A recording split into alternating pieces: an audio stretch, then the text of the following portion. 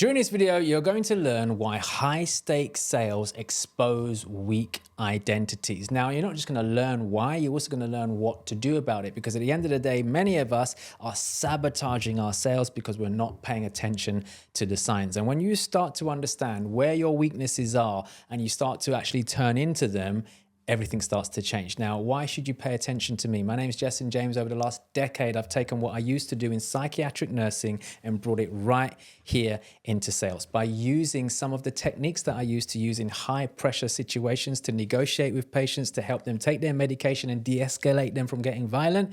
I've used these techniques in sales that have allowed me to generate over 22 million in sales, and my clients have gone on to generate over 200 million and growing, all using something very simple called the invisible sales method, where we use no scripts, no notes. We just have conversations with people using 7 key words. And it's much easier to memorize 7 words than 7 freaking pages of a script, right? Now, not only do we do that with the invisible sales method, we use a very simple program to understand human mind. How can you influence people? How can you influence yourself and do it way better than any psychologist can in a quick time? So look, if you're listening to this, my guess is you want to get better at sales. My guess is you want to be great at sales. You don't just want to be good, you want to be great. Now, in order for you to be great, you've also got to understand what you're not so good at. Now, there's a saying, when things get tough, your weaknesses become apparent. I'll say that again. When things get tough, your weaknesses become apparent. Think about it. Have you ever gone through a very tough time, like a really tough time? And as a result of that, maybe it started to affect your mood. Maybe it started to affect your temperament. Maybe you started snapping at people that you care about. Maybe you started doing some things that you don't normally do, right? Think about it. What does that show you? When things get tough, your weaknesses become apparent. What's your weakness? Your stress threshold is a weakness. Your ability to stay grounded during stressful situations is a weakness. Now, when things get tough, your weaknesses become apparent. Now, if you consistently behave like that every time something gets tough, then what does that tell you? You're not learning from your weaknesses. You're running away from them instead. Look, at the end of the day, you should all be praying for more tough times, because tough times teach you stuff. I'll say that again. Tough times teach you stuff. So when things get tough and your weaknesses become apparent, you've got to lean into that and go, right, I know where my weaknesses are, so I know what to do differently next time. It's the same in sales, guys. If you don't lean into your weaknesses, how are you going to get better next time? And all across the world right now, sales reps, business owners, entrepreneurial people who are selling their products and services to people in high pressure situations, in tough situations, when you're going through that tough call with that prospect who you can't quite get the deal over the line, or if it's a big corporate deal you're trying to close and there's always challenges and it's not quite working and it's high pressure. If you are folding, if you are struggling, if your state is being impacted, if you're not staying grounded and calm, if you're not getting through the deal, then chances are you're not paying attention to your weaknesses. So I'll say it again, when things get tough, your weaknesses become apparent. Now, in high pressure sales situations, your identity becomes apparent. Who you are as an individual, who you are as a person, that massively affects how you behave. Now, I want to give you another example. For those of you who box, I love boxing, okay? Now, in boxing, when I first learned how to box, when someone was punching me back, I panicked. Why? Because things were getting tough, okay? Now, if anyone knows, when someone's throwing punches at you, it's not cool, right? And our initial instinct is to jump back or to duck or to bend down and hide and cower and all this kind of stuff or whatever it is. Now, that doesn't help you much in boxing, because when you bend down and cower, not only can you not see, now you're just at a lower level. It's a very dangerous place to be. When you run away and move around and flap around, like, it doesn't help, okay? It just makes the situation worse. So in order for me to learn from that, when things got tough, when my opponent was laying pressure on me, I didn't know what to do, my coach turned to me and go, well, what can you do differently next time? Let me show you. Taught me how to, instead of running away and moving back, it taught me how to block and slip and step into it and change angles and all that kind of stuff. Why? Because whenever things got tough, my weaknesses became apparent. So every single time it got tough, I worked on my weaknesses, which allowed me to act better. So next time someone's throwing punches at me, I'm able to stand my ground. Does that make sense? You don't automatically run away because someone punching you. It's boxing. At the end of the day, like, you go swimming, you get wet. You go boxing, you get punched. It happens, okay? You can't go for a boxing match without getting punched, okay? It happens, okay? So my point is unless I turned into my weaknesses, I wouldn't have learned anything from them. So when things get tough, your weaknesses become apparent. So what I want you to start doing over the next week, 2 weeks, 3 weeks, 4 weeks, is start to take an audit of yourself. Where are you struggling when things get tough? It could just be down to objection handling, like when a prospect brings up loads of objections. Like, what's going on? Like, how is it tough? What's your weakness? What do you need to work on?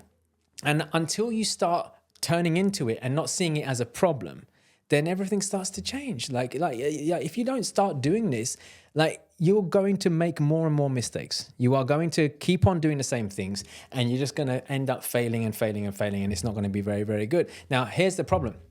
Most people don't like to talk about weaknesses because they think it makes them weak. Most people don't like even asking for help. Now, there's that saying, right? Don't ask for help because you are weak. Ask for help because you wish to remain strong. There's a big difference.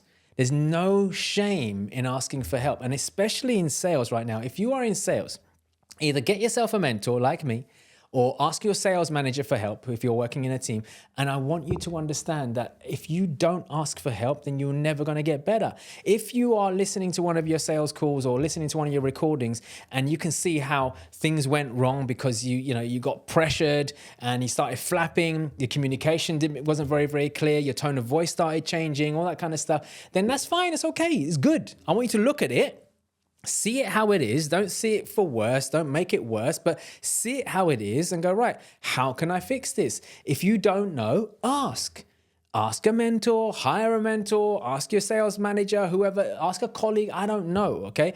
Ask for help, because unless you do, you'll always see your weaknesses as a problem. Like, I want to make sure that every single time I'm doing something, I want to be sure, how can I get better? How can I get better? What is it that I'm not doing that I should be doing more of? What went wrong so I can get better at it? Who do I need to pay to help me learn something? All this kind of stuff. Because at the end of the day, when things get tough, your weaknesses become apparent. And in sales, when you're under high pressure, when the stakes are high, your identity usually comes out. And that's why you've got to be grounded, guys. In sales, you've got to be good with yourself. You've got to be grounded. You've got to master your mind. You've got to master your state. And I teach all of my students this, right? 80% of our sales is done in our invisible sales method. It's in what we call phase one. Phase one is what we call cultivate. 80% of the selling is done in the cultivation phase. And that starts with you, yourself. Most people, they're not working on themselves. And I'm not saying that doing the usual motivational external stuff and watching a few videos and get yourself pumped up. No. Internal. What's the internal psyche going on that is preventing you from smashing it in sales? We debunk that in a matter of days. Gone. So you haven't got to worry about it anymore. We get rid of all the stuff that's blocking you personally and sabotaging your sales. Because when you're good with yourself, everything else is fine. You don't worry about what people think about you. You don't worry about getting a no. You don't worry about getting stood up. You don't worry about getting ghosted. A lot of the times we see rejection in sales because it comes in the disguise of someone ghosting you. We see someone not showing up for a call, abandoning you during a meeting, saying no, putting the phone down. We see all of those as rejections. And because we're not good with ourselves and we've got a deep-rooted fear around rejection, it starts to affect us more and more and more. But if you genuinely, and I mean genuinely, don't just say it, but you consciously and unconsciously genuinely didn't care whether people like you or not, how would you show up? You won't be getting worried about someone who's calling you names or putting the phone down on you or getting upset because you were following up with them when they actually had a problem that they needed a solution to in the first place. Like, you don't take any of that personal. And it only happens when you start working on yourself. So understand, in high stakes sales situations, your identity will come through. When things get tough, your weaknesses become apparent. Lean into them, work on them, master yourself, and all of your sales calls will be a lot better. And look, if you want some help with this, every single month I open the doors to my Invisible Sales Academy for 2 people. for two people looking to dominate sales without using scripts, without having to memorize words and all this kind of stuff or whatever it is, and just by following a very simple 7-step framework. I'll also teach you exactly how to analyze people and human behavior, just like we used to do in psychiatry, and it's done in a way that you can learn really, really quickly. My clients are getting results in as little as 6 hours after working with me, and you could be the same person. You haven't got to wait months for this stuff. You will be seeing results instantly into your sales pipeline once you start working with me. And the best thing you can do right now is have a conversation. Conversations cost nothing. There'll be no pitching on this initial conversation. In fact, it's a quick 10-15 minute chat. You can either see the link in the description down below, or you can comment the word sales and I'll send you a personal invite so we can have a quick conversation. Let's have a conversation.